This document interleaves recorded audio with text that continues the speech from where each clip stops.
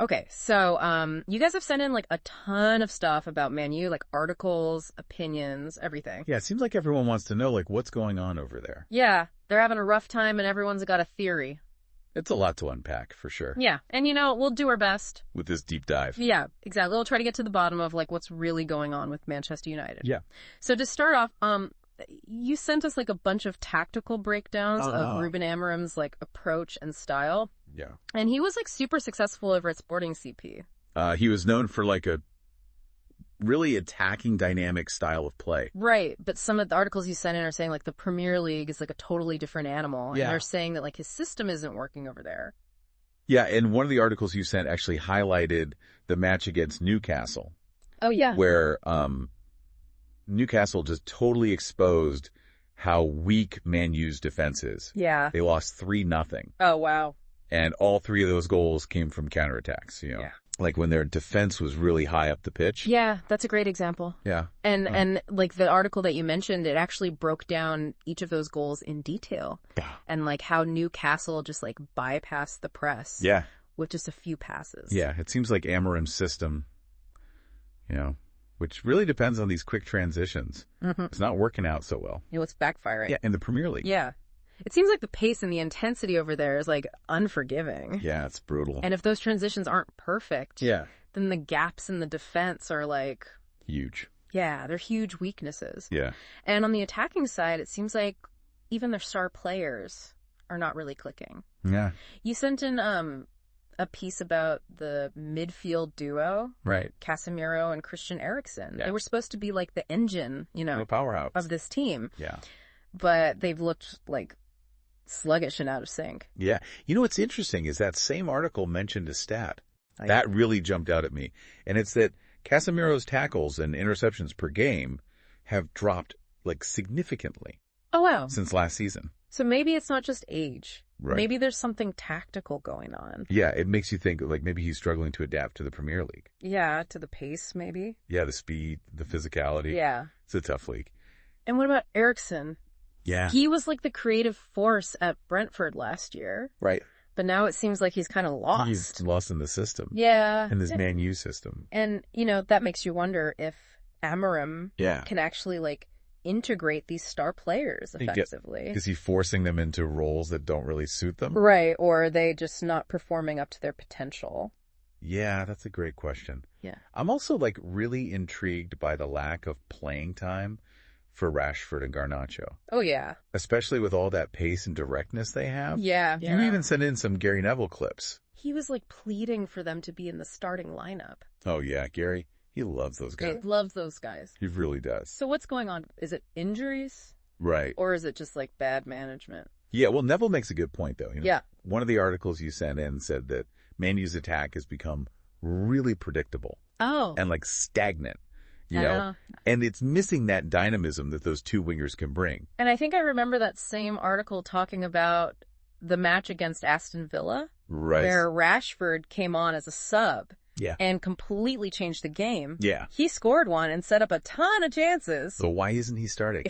It's confusing. Yeah, it really is puzzling. Yeah. So is it Amorim being too rigid tactically? Or is there something else going on like with the squad dynamics or something behind the scenes? Right. Those are the questions. Right. So. Okay, so we've got tactical confusion, underperforming stars. Yeah. Let's move on to Harry Maguire. Remember when he was captain? I do. Now he's benched pretty much every game. Yeah. And he seems to be like a magnet for criticism. Yeah. You even included like a piece that analyzed his body language. Oh. On the pitch. Yeah. And it seemed like he's totally lost confidence. Yeah, that article was really interesting. Yeah. Maguire's decline has been like really dramatic and sudden. Yeah. He's making like these uncharacteristic errors and he's just so hesitant. Yeah. It's like he's carrying the weight of the world on his shoulders. Yeah. He's become like the symbol of Man U's struggles. Right. Like the scapegoat for all their failures. That's an interesting way to put it. Yeah. It really makes you wonder how much that negativity around the club impacts everyone. Yeah. It's like a vicious cycle. The team struggles. Uh-huh. Then players get singled out and their confidence drops. Right. And then they play worse. Exactly. Yeah. It just keeps spiraling. And this brings us to the transfer market. Oh, yeah, the transfer market. Another place where Man U seems to be making headlines for all the wrong reasons. Yeah, big spending. Big spending. Yeah. Not a lot to show for. You sent a ton of articles scrutinizing, like, everything they've done, especially, like, the big money signings. Anthony Jadon Sancho. Yeah, those guys. Huge price tags. And they haven't really lived up to the hype. Yeah, one article made a really good point. Okay. It said it's not just about spending money, it's about spending it smartly. Right. You need players that fit into the system. Yeah.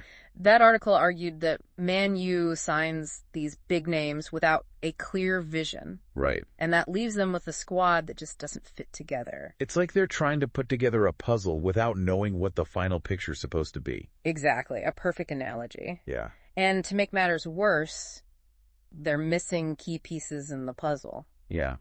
That same article pointed out that they really need a good defensive midfielder. Right. And a reliable right back. Yeah. And those are two positions they haven't really addressed. They're trying to build a penthouse suite on a foundation of straw. Yeah. And speaking of foundations. Right. We can't talk about Man U without talking about the Glazers. The elephant in the room. Exactly. The owners.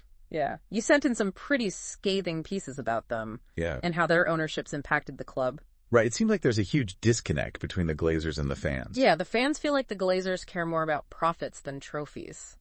Yeah. And you can feel that tension. Yeah. And you even included a podcast interview. I did. With a fan group leader. Yeah. Who was arguing that the Glazers' financial decisions... Like taking dividends out of the club? Yeah, are directly hurting their ability to compete with, like, Man City and Liverpool. Yeah, that interview was really eye-opening. Yeah. Gives you a sense of how the fans feel. Yeah. Whether or not the accusations are true. That perception that the Glazers care more about profits than trophies. Right. It's really eroded the trust. Yeah. And created a pretty toxic atmosphere. And that toxicity can like seep into every part of the club. Right. From the manager's decisions to the players' morale on the pitch. Absolutely. It affects everything. So we've got tactical issues, underperforming stars, questionable transfers, and the Glazer problem. It's a lot. It's a whole web of interconnected issues. A tangled web. Yeah. So where do we go from here? Well, the next step is to like really get into the specifics. Okay. You know, we've identified the problems. Yeah. Now we need to look at the details. Yeah. The evidence. Okay. And see if we can figure out some solutions. Or at least understand these challenges a little bit better. Sounds good. Yeah.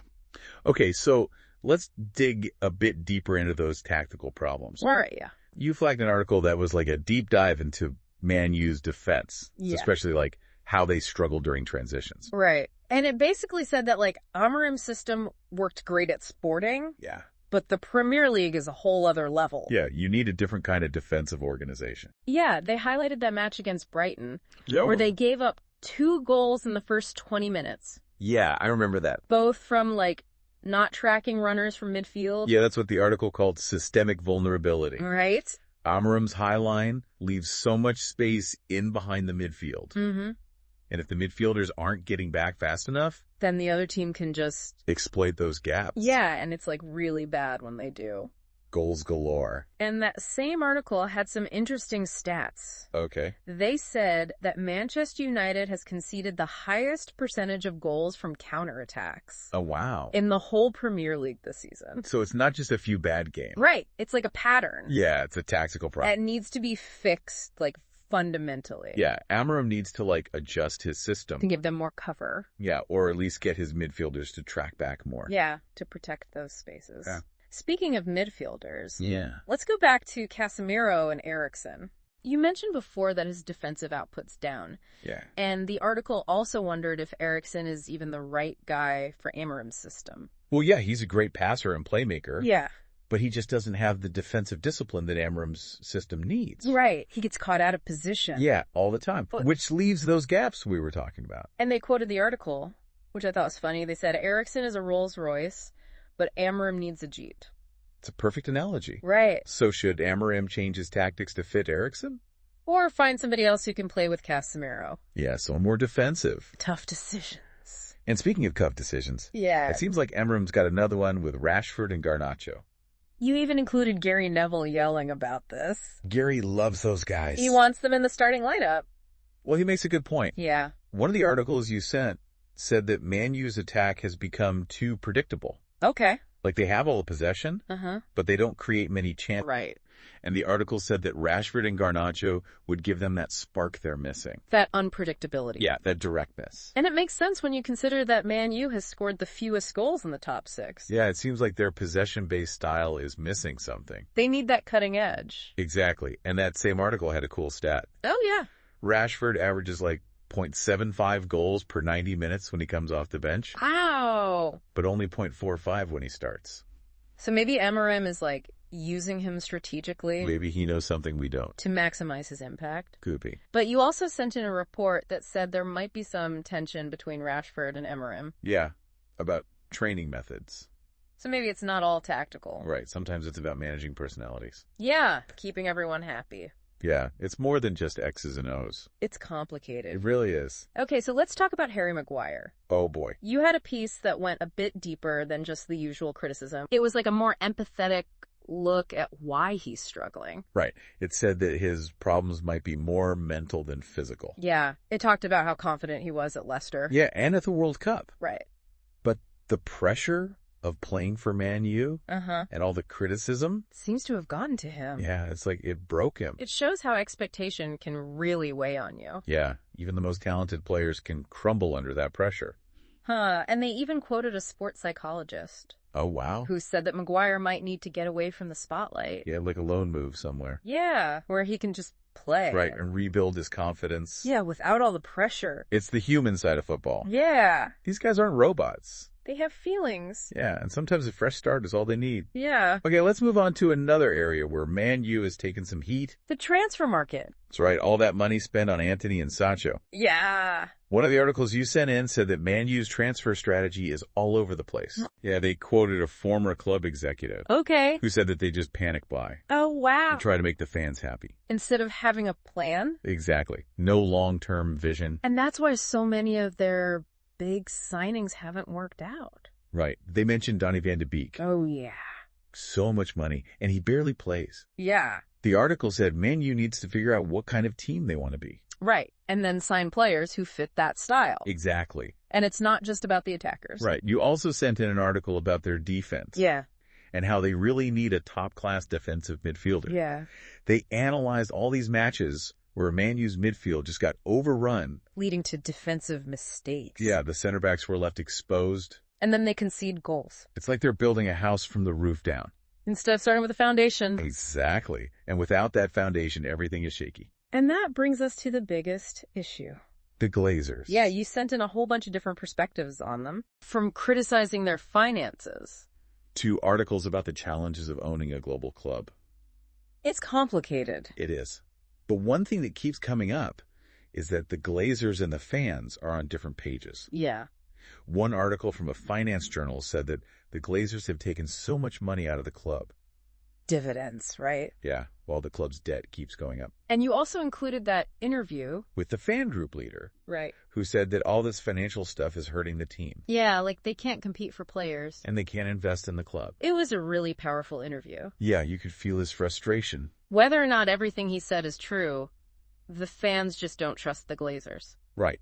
They feel like the Glazers don't care about winning. And all that resentment has led to protests and boycotts. And a lot of negativity around the club. Yeah, and that negativity affects everyone. The players and manager. It's like a dark cloud hanging over Old Trafford. It really is. So we've got tactical problems, underperforming players, questionable transfers, and an ownership that's alienating the fans. It's a lot. Yeah, but are there any signs of hope? Well, you did include one article that offered a glimmer of optimism. It did say that even with all these problems, Man U still has some good pieces. Yeah, like if they use them the right way, they could turn things around. Exactly. I remember that article, it talked about the young players. Yeah, Garnacho and Menu. Right. I think Garnacho's got like electrifying pace and he's really direct. Oh. Which is exactly what Man U's attack needs. And Man U's really composed in midfield. Yeah, and he can create chances. Good to remember that they have these young guys. Yeah, it's not all doom and gloom. They could be the spark they need. And developing young players is so important for any club. It's about the future. Yeah, you got to build a foundation for long-term success. It's not just about quick fixes. Right, it's about creating a culture where players can develop and improve. That's a great point. But we still need to talk about the Glazers. Yeah, that's a tough one.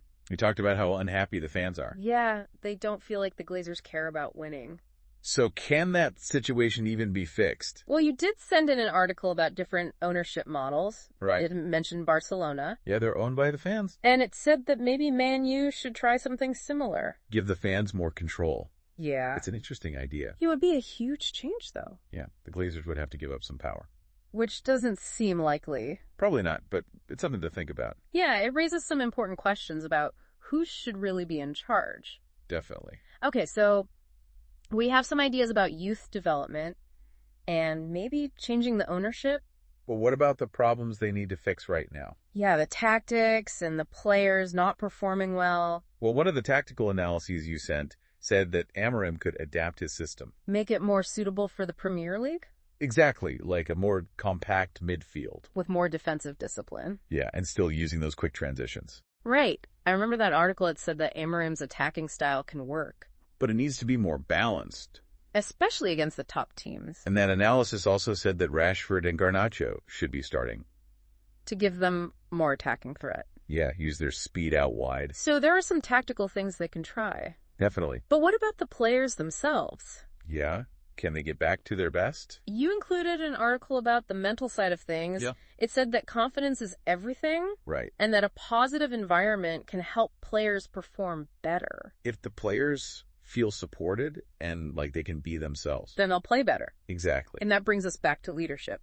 Man needs a leader. Someone to inspire them. Yeah, someone who can get them out of this mess. Can Bruno Fernandes be that guy?